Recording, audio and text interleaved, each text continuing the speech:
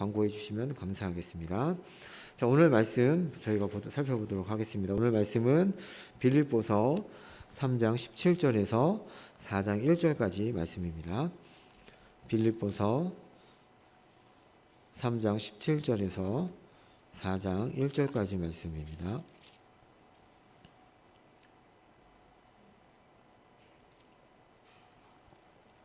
빌립보서 3장 17절에서 4장 1절까지 말씀 우리 한 절씩 교독하도록 하겠습니다. 형제들아 너희는 함께 나를 본받으라. 그리고 너희가 우리를 본받은 것처럼 그와 같이 행하는 자들을 눈여겨보라. 내가 여러 번 너희에게 말하였거니와 이제도 눈물을 흘리며 말하노니 여러 사람들이 그리스도의 십자가의 원수로 행하느니라.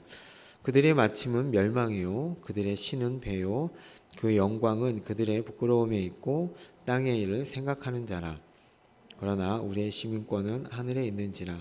거기로부터 구원하는 자 곧 주 예수 그리스도를 기다리노니 그는 만물을 자기에게 복종하게 하실 수 있는 자의 역사로 우리의 낮은 몸을 자기의 영광의 몸의 형체와 같이 변하게 하시리라. 그러므로 나의 사랑하고 사모하는 형제들 나의 기쁨이요 면류가 아닌 사랑하는 자들아 이와 같이 주 안에 서라. 아멘. 나를 본받으라 라는 제목으로 수요 예배 말씀 살펴보겠습니다. 우리 각 사람은 이 세상을 살아가면서 자기 나름의 기준이 있습니다. 각자의 기준을 가지고 사물을 판단하고 그리고 세상의 이치를 판단하고 사람들을 이제 판단합니다. 이 세상을 바라보는 그 기준을 갖고 있는 것이죠. 그것을 우리는 가치관이라고 합니다. 어떠한 기준으로 이 세상을 바라보는가? 그 가치관으로 하여금 우리 삶의 우선순위가 정해지고 삶의 원리가 정해지게 됩니다. 삶에 있어서 무엇이 가장 중요한가? 그리고 인생의 최우선 관심사가 무엇인가가 정해지는 것이죠. 이러한 기준이 우리 그 사람을 만든다고 해도 과언이 아닙니다. 오늘 사도 바울의 최고의 가치요 그리고 최우선의 관심은 그의 가치관은 무엇이었냐면 바로 그리스도를 아는 것이었습니다. 빌립보서 3장 7절 8절 말씀을 보시면 이렇게 사도 바울이 얘기하죠. 그러나 무엇이든지 내게 유익하던 것을 내가 그리스도를 위하여 다 해로 여길 뿐더러 또한 모든 것을 해로 여김은 내 주 그리스도 예수를 아는 지식이 가장 고상하기 때문이라. 내가 그를 위하여 모든 것을 잃어버리고 배설물로 여김은 그리스도를 얻고 라고요. 사도 바울은 얘기하죠. 사도 바울의 모든 관심과 그의 가치관의 최고의 가치관은 뭐냐면 바로 그리스도를 아는 것입니다.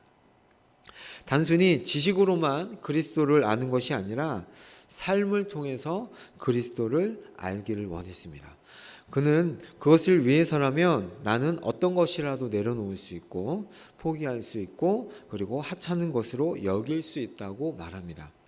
그리스도를 아는 것이라면 어떠한 대가도 지불할 수 있다라고 얘기하는 것이죠.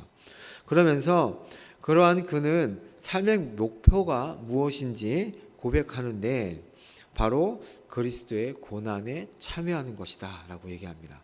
그리고 마지막에 가서는 그의 부활에 참여하길 원한다 라고 말합니다.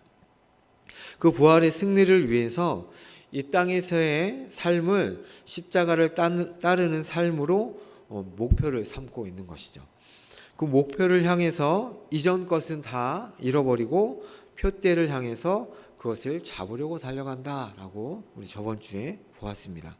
이전에 가지고 있던 그 가치들을 다 버리고 새로운 가치를 잡으려고 달려간다라고 저번 주에 우리 목사님을 통해서 들었죠. 예, 그것을 잡으려고 몸을 앞으로 내밀고 항상 힘쓰고 항상 긴장 상태로 뛰어간다라고 말씀을 통해서 제가 보았습니다. 자, 그러면 그렇게 달려가는 이유가 무엇입니까? 바로 상을 타기 위해서 달려가는 거죠. 그 상이 없다 하면 달려갈 이유가 없습니다. 사투리로 쇠가 빠지게 달려갈 이유가 없는 거죠. 그 마라토너가 그 상을 받기 위해서 42.195km를 쉬지 않고 막 정말 열심히 달려가는 이유가 무엇입니까? 바로 그 상을 받기 위한 것입니다. 그러면 그 상이 무엇이죠? 상? 하나님께서 주시는 상? 네, 저번 주에 말씀 기억하시나요? 네, 감사합니다. 다 까서 이렇게 드셔가지고. 네, 그 상이 뭐냐면 바로 하나님입니다. 하나님 그 자신이 바로 상이 되어 주신다. 하나님이 기업이 되어 주신다라고 말씀하셨죠. 그러면서 오늘 바울은 오늘 본문의 17절에 너희는 나를 본받으라 라고 말을 합니다. 이 말씀을 보면서 이렇게 저희가 생각할 수 있죠. 사도 바울이 나를 본받아라 라고 얘기하는 걸 보면서 이제 바울이 자기 자랑을 좀 하는구나. 그렇지. 사도 바울도 인간인데 자기 자랑질을 좀 하는구나 라고 생각할 수 있습니다. 자랑하지 말라고 그렇게 얘기하던 바울이 너희는 나를 본받으라 라고 교만한 모습을 보이는 것 같아 좀 의아해할 수 있습니다. 사도 바울은 눈의 성도들에게 교만하지 말아라. 그리고 자신을 자랑하지 말라라고 얘기를 했었죠. 그렇죠? 그런데 오늘 사도 바울은 여기에서뿐만 아니라 고린도 교회에도 얘기했었고 그리고 데살로니가 교회에도 뭐라고 얘기냐면 너희는 나를 본받아라 라고 얘기하고 있습니다. 고린도전서 4장 16절 말씀에도 뭐라고 얘기하냐면 그러므로 내가 너희에게 권하노니 너희는 나를 본받는 자가 되라 라고 얘기하고 있고 데살로니가 교회에도 뭐라고 얘기하냐면 너희도 우리에게 권리가 없는 것이 아니며 오직 스스로 너희에게 본을 보여 우리를 본받게 하려 합니다. 그러니까 너희는 우리를 본받아라 라고 얘기하고 있다는 거예요. 그러면 바울이 너희는 나를 본받으라 라는 이 말의 의미가 무엇인지 알아봤으면 좋겠습니다. 왜 바울은 자신을 왜 본받으라고 할까요? 바울이 이 말을 하면서 자신을 자랑하거나 그리고 자신의 잘남을 드러내거나 아니면 자신의 우월함을 자랑하기 위해서 한 말이 아니라는 것을 우리는 알고 있습니다. 그렇죠? 네. 바울이 그러한 목적으로 자신을 본받으라라고 얘기하지 않는다는 것을 저희가 알고 있죠. 왜냐하면 바울은 에베소서 교회에게 뭐라고 얘기하냐면 나는 지극히 작은 자 중에 그 자보다 더 작은 자다. 그리고 디모데에게는 뭐라고 얘기하냐면 나는 죄인 중에 괴수다 라고 얘기했다는 것입니다. 그래서 오늘 본문을 보면서 바울처럼 우리도 그를 본받아야 한다라고 생각하시면 안 됩니다.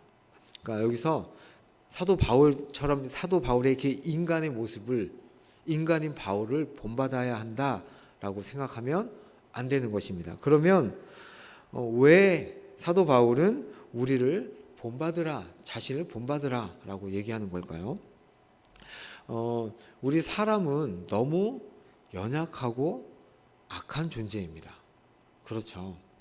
그래서 이 사람은 누군가의 본이 되는 존재라기보다는 아끼고 사랑하고 보호해줘야 되는 존재가 바로 사람입니다. 우리가 본받아야 할 분은 딱 한 분밖에 없습니다. 네, 바로 예수님밖에 없습니다. 그럼에도 불구하고 사도 바울이 자신을 본받으라 라고 말할 때는 다른 의미가 있겠죠. 바울은 예수님 믿는 자들을 핍박하던 자였습니다. 그런데 그가 예수님을 만나고 나서 보니까 자신이 그렇게 귀하게 여기던 모든 것들이 다 무엇으로 보이냐면 배설물로 보이게 됩니다. 다른 모든 것들을 다 잃어도 예수님을 잃지 않고 살아야겠다라는 것으로 사도 바울이 변하게 되죠. 그리고 예수님을 아는 것이 얼마나 좋고 이 세상에서 다른 것과 비교할 수 없을 정도로 제일 좋은지 사도 바울이 이제 깨닫게 됩니다. 다른 것은 다 잃어도 그것만큼은 잃어버리지 않고 싶다라고 저번 주에 사도 바울이 고백을 했습니다. 주님을 더 알고 싶다고 주님께서 가신 그 길을 자신도 가고 싶다고 고백을 했습니다. 그리고 자신이 과거에 쌓았던 모든 업적들을 다 잃어버리고 앞에 있는 표대를 향해서 달려간다라고 얘기했었습니다. 바울은 이러한 삶의 형태를 본받으라라고 말하고 있는 것입니다.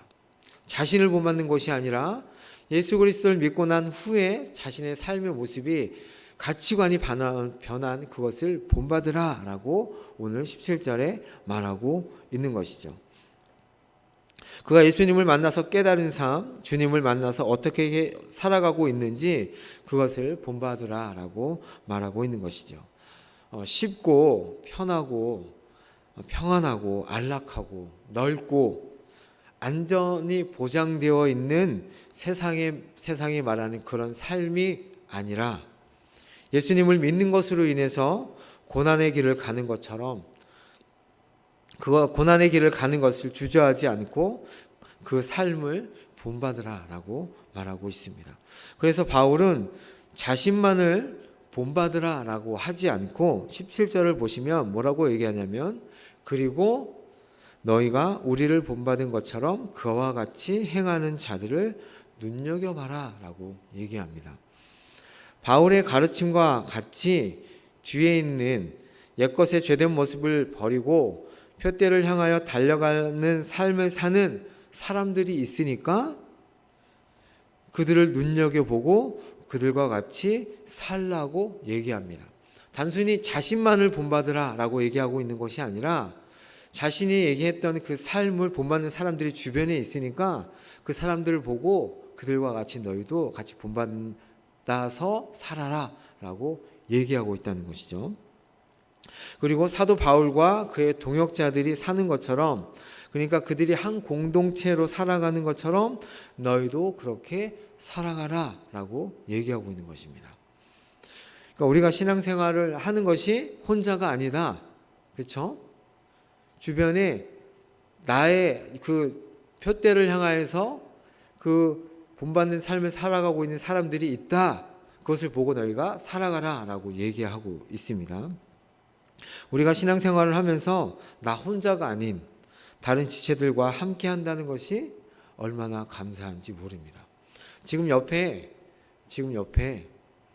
다른 누군가와 같이 찬양하고 기도하고 예배할 수 있는 것이 얼마나 큰 복인지 모릅니다. 그렇죠. 혼자 나와서 이 큰 예배당에 혼자 나와서 예배 드린다고 한번 생각해 보십시오. 예. 힘도 나지 않고 힘들죠. 같이 신앙생활 한다는 것이, 같이 예배한다는 것이 얼마나 큰 복인지 모릅니다. 그리고 서로가 이 복인지 알면서 서로가 서로를 보며 본받는 것, 옆에 있는 지체가 예수님을 따르는 모습을 보면서 본받는 것, 그리고 내가 다른 누군가에게 본이 된다는 것이 우리 공동체에게 큰 복입니다. 큰 복이 아닌 것 같으신가요? 네. 옆에 있는 지체들 한번 보겠습니다. 옆에 한번 쳐다보시죠. 권사님, 집사님 쳐다보세요. 쳐다보시면서 이렇게 얘기하겠습니다. 당신을 통해 예수님의 모습이 보입니다. 네. 정말 예수님의 모습이 보이시나요? 네. 그냥 단순히 사도 바울이 너는 나를 본받으라 라고 얘기하지 않고 옆에 있는 지체를 보고 본받으라 라고 얘기하고 있어요. 다시 한번 생각해 보겠습니다. 정말 서로에게 그렇다면 본이 되고 있습니까? 나는 옆에 지체에게 본이 되고 있습니까? 내가 본받을 만한 지체입니까? 우리는 우리 가족에게 본이 되고 있습니까?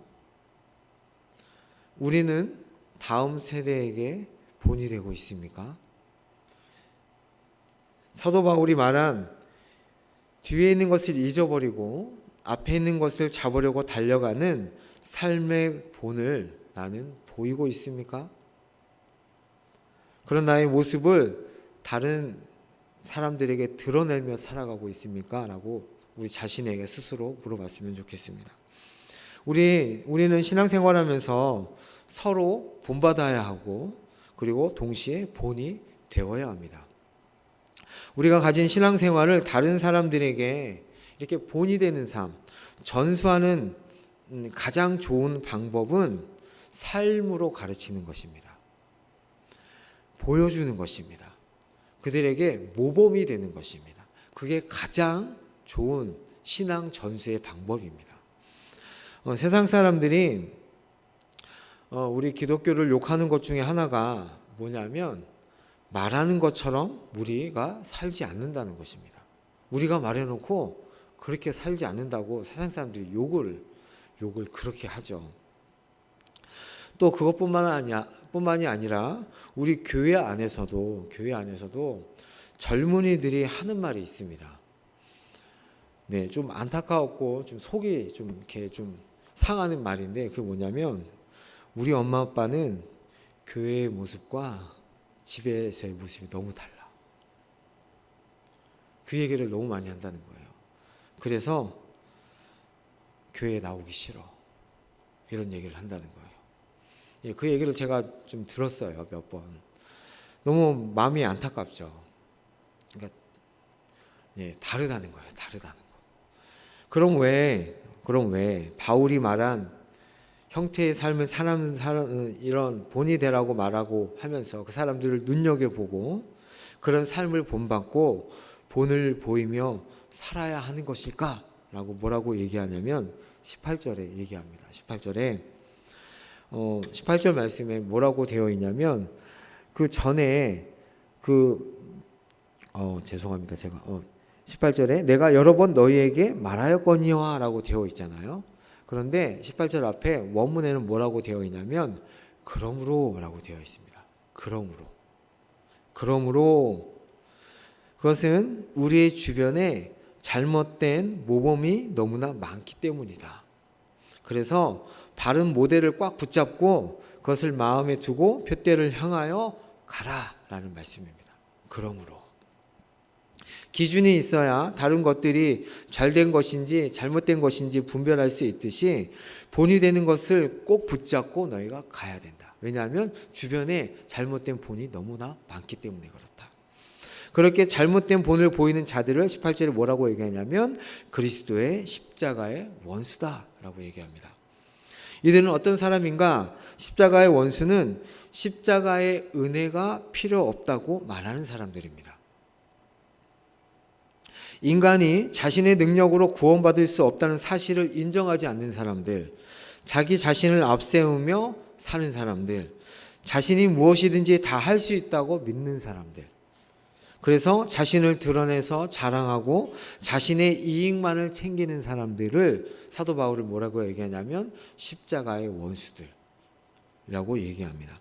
이들은 19절에 어떻게 얘기하냐면 땅의 일을 생각하는 자들입니다. 땅의 일을 생각하는 자, 마음이 온통 땅에 있는 것들에 붙잡혀 사는 사람들, 그들은 자기의 영광과 자기의 규례를 최우선 판단 기준으로 앞세우는 사람들을 얘기합니다. 그리스도가 최우선이 아니라 자기 자신이 언제나 최우선인 사람들, 땅의 것을 붙잡고 사는 사람들을 얘기합니다. 이런 사람이 내가 아니라고 생각하지 마십시오. 어떤 부분에 있어서는 이런 사람들이 내가 될 수 있습니다. 도덕적으로 깨끗하고 지식이 많고 성품이 좋고 아량이 넓고 얼마든지 넓고 다른 사람들을 구제하고 도와줄 수 있어도 얼마든지 자신을 위해서 살 수 있고, 그리고 스스로 이 세상을 얼마든지 살아갈 수 있다고 생각할 수 있습니다. 스스로 내 앞으로의 모든 일을 내가 해결할 수 있다고 생각하며 살 수 있습니다. 우리 안에 교묘하게 숨겨져 있는 내 자신을 드러내고 싶은 마음과 내 자신이 우선인 모습들이 있는지 우리는 먼저 살펴봐야 합니다. 우리는 알게 모르게 세상의 이러한 가치관에 속으면서 살아갈 수 있습니다. 이 시대의 청년들은 이러한 가치관에 물들어서, 세뇌당하면서 살고 있죠. 세상이 뭐라고 얘기하냐면, 야, 너 자신을 개발해야, 노력해야 살아남을 수 있어. 그래야만 너한테 가능성이 있어. 야, 주일날 예배보다 너 개발하는 그 시간에 더 투자해. 주일날 그 1시간 예배 드리는 것으로 야, 너 신앙이 성숙한 것 같아? 그 신앙이 좋아지겠어? 야, 필요할 때만 나가면 되지. 이런 생각들로 우리 청년들을 유혹하고 우리 자녀들을 유혹하고 있다는 것이죠. 또 교회를 통해서 좋은 일 하는 것도 좋은데 야, 너 먼저 잘 되고 하면 되잖아. 야, 대학 들어가고 나면 얼마든지 야, 예배 드리러 나갈 수 있어. 이렇게 속인다는 거예요. 그렇게 얘기한다는 거죠. 아무리 좋은 일, 선한 일, 그리고 다른 사람에게 칭찬받은 만한 일을 한다고 할지라도 그것이 내가 얼마나 무엇을 했는가, 내가 얼마나 더 좋은 사람인가로 평가받는다면 하나님 앞에서 그것은 전혀 가치 없고 의미 없는 일이 될 수도 있습니다. 그래서 바울이 18절에 뭐라고 얘기하냐면 내가 여러 번 너에게 얘기하지 않았냐. 여러 번. 그렇죠? 여러 번 너에게 말하지 않았냐. 그 얘기는 뭐냐면 주변에 그런 게 너무 많다는 거예요. 예. 그런 일이 수도 없이 일어나니까 내가 너에게 여러 번 말하지 않았느냐. 그러니까 언제 어디서나 이런 사람들이 있다라고 말하고 있습니다. 그러면서 18절 앞에 왜냐하면 이라는 말을 하고 있죠. 그들처럼 그렇게 살지 말고 너희는 나를 본받아라. 그리고 나를 본받아 사는 사람, 너희 가운데 있는 사람들을 주목해서 봐라. 왜냐하면 그리스도의 십자가의 원수로 행하는 사람들이 있기 때문이다 라고 얘기합니다.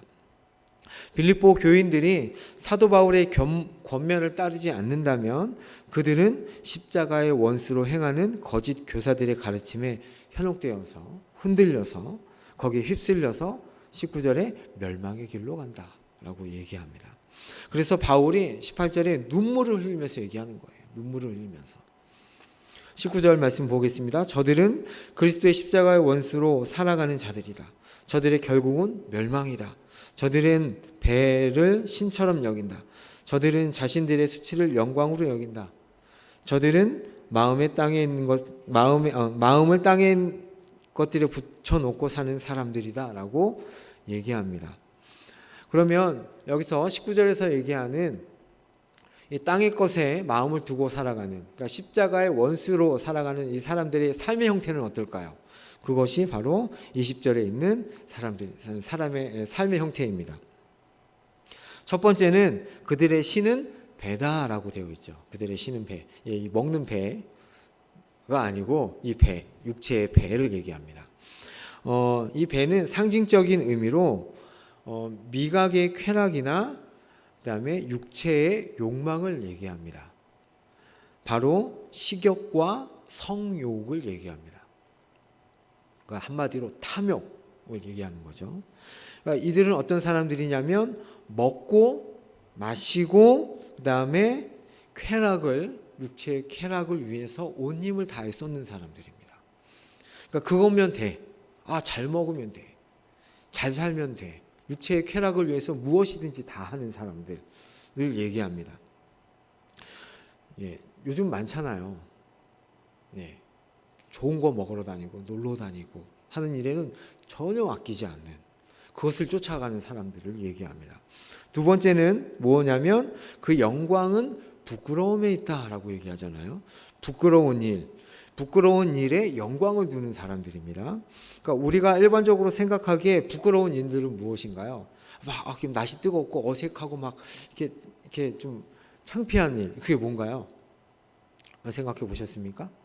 이렇게 옷을 발가벗고 이런 거 말고 세상을 살아가면서 부끄러운 일이 뭔가요?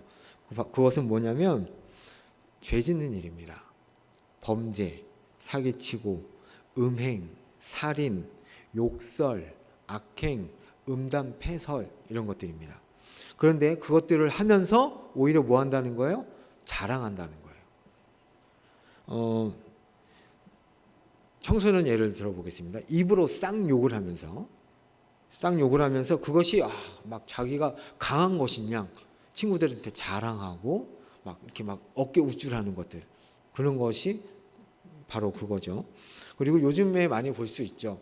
다른 사람을 괴롭히면서 다른 사람의 폭행을 가하면서 막 즐기는 그것이 막 영광인 것처럼 막 행세하는 사람들, 그것이 바로 그겁니다. 해악을 행하고 있는데도 불구하고 자신을 자랑하고 자신을 드러내는, 이것이 바로 뭐냐면 부끄러운 일에 영광을 두는 사람들을 얘기합니다. 우리도 그럴 수 있습니다. 네. 세 번째, 이사야서 50장 20절 말씀을 보겠습니다. 이사야서 50장 말씀 다 같이 한번 읽어볼까요? 시작. 악을 선하다 하며 선을 악하다 하며 흑암으로 광명을 삼으며 단 것을 삼으며 단 것으로 쓴 것을 삼는 자들은 활쓸쓴전. 예, 이렇게 얘기한다는 거예요. 악행을 하면서 그것을 그냥 당연한 것처럼 여기는, 예, 그것이 바로 잘못됐다라고 얘기하고 있습니다. 세 번째는 땅의 일을 생각하는 자다라고 이제 20절에 얘기하죠. 땅의 일에 마음을 쏟고, 여기 보면 이 생각한다라는 이 단어의 뜻이 뭐냐면 끊임없이 라는 단어 의미가 포함되어 있습니다. 끊임없이 계속해서 땅의 일을 생각하는 자들, 온통 땅의 것들에 사로잡혀서 살기 때문에 육체의 정욕을 위해서 무엇이든지 하고 온갖 탐욕으로 자신을 채우고 부끄러운 일을 하면서도 떳떳하게 자랑하며 사는 자들이라고 얘기합니다. 결국 이들은 그리스도가 아니라 자기에게 최우선 순위를 두고 사는 사람들입니다. 하늘이 아니라 땅에 마음을 붙들어 메고 사는 사람들이죠. 19절 초반에 이들의 마지막은 뭐라고 얘기하냐면 멸망이다. 멸망일 수밖에 없죠. 자신을 믿고 하나님의 은혜가 아니라 자신의 방법으로 살고 스스로 문제를 풀 수 있을 것이라고 여기고 자기를 실현하고 자기를 주장하는 삶을 살면 그 마지막은 결국 멸망입니다. 그래서 그런 그들을 바라보며 바울은 눈물을 흘리면서 제발 너희는 나를 본받으라, 주변에 있는 믿음의 사람들을 본받으라 라고 얘기하고 있습니다. 그러면서 사도 바울이 20절에 뭐라고 얘기하냐면 그러나 우리는 이라고 얘기하죠. 그러나 우리는 어떤 사람들이다? 하늘에 시민권을 둔 자다 라고 말합니다. 그러니까 앞에 있는 땅의 것을 쫓아가는 사람들과 이제 하늘에 있는 시민권을 가진 사람들과 대조하고 있습니다. 자, 땅에 마음을 두는 자들, 그 반대되는 사람은 어떤 사람입니까? 하늘에 마음을 두고 사는 사람들. 땅의 것에 가치를 두고 땅에 소망을 두고 사는 자들, 반대는 하늘로부터 오시는 이에게, 예수님에게 가치를 두고 예수님을 기다리는 자들. 그렇죠? 그리고 십자가의 원수인 자들, 반대는 누굽니까? 하늘의 시민권을 가진 자들을 대조하면서 얘기합니다. 후자에 이런 자들을 시민권을 갖고 있다라고 했는데 이 시민권이라는 게 어떤 건가요? 소속, 그리고 신분, 지위를 얘기합니다. 몸은 이 땅에 있지만 진짜 소속은 하늘에 있는 사람. 예. 하나님 나라가 진짜 내 고향인 것처럼 사는 사람. 그래서 우리 주 예수 그리스도를 기다리며 사는 사람을 얘기합니다. 거기에 하늘나라에 마음을 두고 사는 사람들입니다. 예, 제가 외국 여행을 좀 오래 다닌 적이 있었습니다. 너무 좋더라고요. 좋은 거 보고 막 경치 보고 이건 너무 좋은데 시간이 지날수록 무슨 생각을 하게 되냐면 그래도 한국이 편하다. 한국이 좋다. 그 한국 환경이 너무 좋다라는 생각을 계속 한다는 거예요. 예수님을 알기 전에는 그냥 이 세상에 살면서 이런 마음이 없었어요. 그런데 예수님을 믿고 나니까 거듭난 후에는 자꾸 어디를 생각하게 됩니까? 하늘을 생각하게 된다는 거예요. 하늘나라, 정말 빨리 그곳에 가고 싶다. 정말 예수님 빨리 왔으면 좋겠다. 하나님 만나고 싶다라고 바뀌었다는 거예요. 이런 마음을 가지고 그리스도를 기다리며 사는 사람들은 이 땅에서 어떤 삶을 삽니까? 그 나라를 사모하며 이 땅에서 살아가지만 이 땅에서 맡겨진 일들에 대해서 결코 무시하거나 등한시하지 않고 자신에게 맡겨진 일에 최선을 다하며 살아가는 자들입니다. 세상을 등지고 산속에서 들어가서 살지 않죠. 이 땅에서 게으르게 살지 않습니다. 이 땅에서 자신의 욕심대로, 자신의 정욕대로 살지 않습니다. 남들이 가진 거 다 가지려고, 다 누리려고 하지 않습니다. 자신의 욕망대로 살지 않습니다. 왜냐하면, 왜일까요? 이 땅에서의 삶은 잠시이고, 진짜 삶은 하늘나라에서 삶을 영원할 것이라는 것을 알기 때문에 그렇습니다.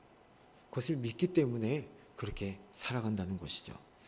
이 땅에서 힘들고 고생하고 정말 뒤를 돌아보면 이룬 것도 없는 것 같지만, 세상에서 보기에 실패한 것 같지만, 하늘을 바라보고 예수님이 다시 오실 것에 대한 확신한 믿음을 가지고 살아간다는 것이죠.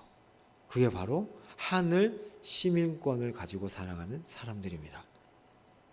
이 땅이 끝이 아니구나. 영원한 것이 있구나. 하나님이 그 위에서 나를 보고 계시는구나.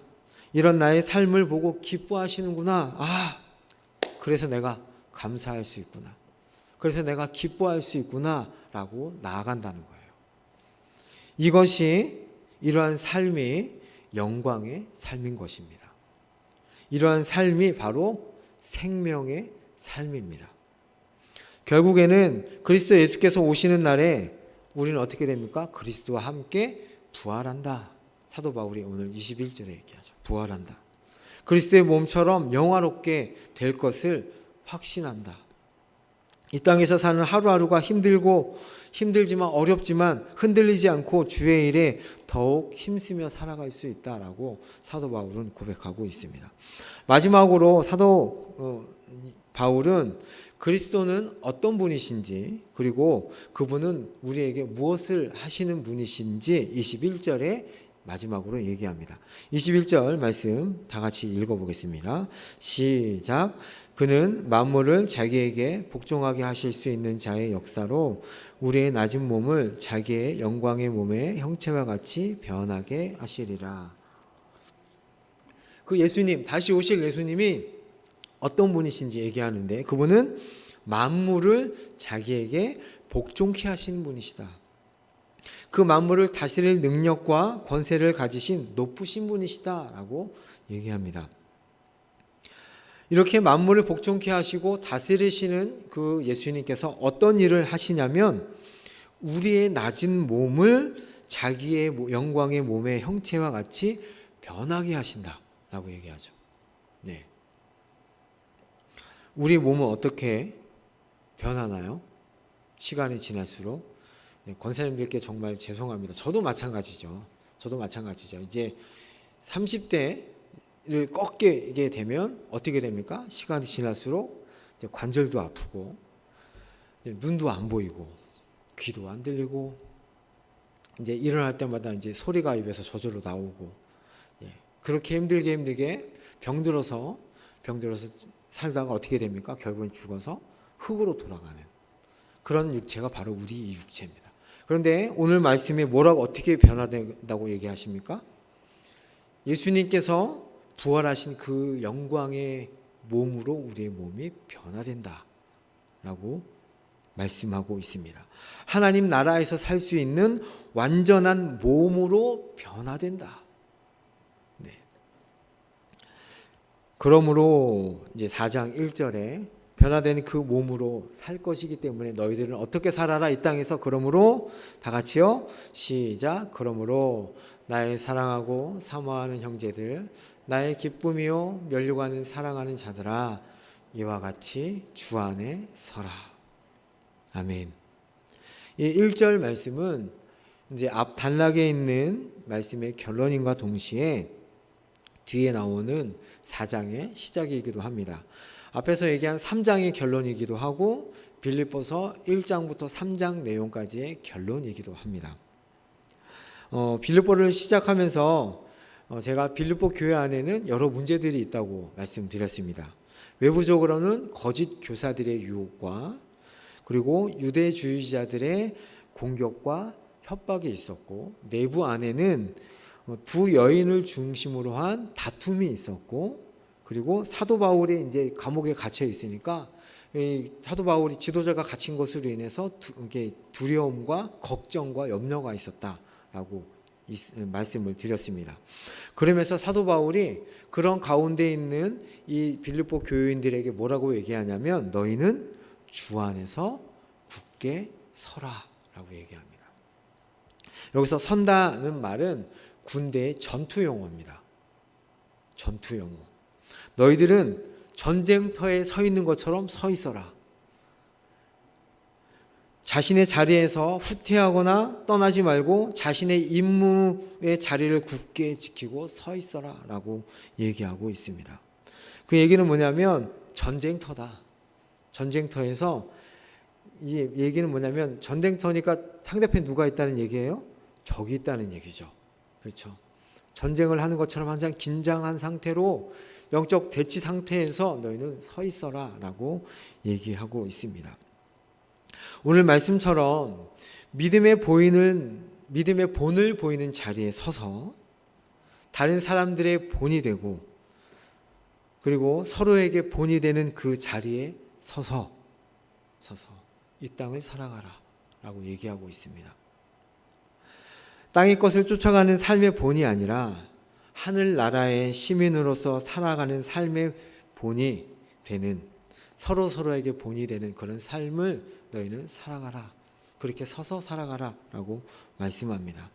주님 나라의 군대로서 각자의 임무에 충실하며 그 자리에 서 있는 그렇게 서서 살아가는 여러분이 되라 라고 사도 바울이 오늘도 권면하고 있습니다.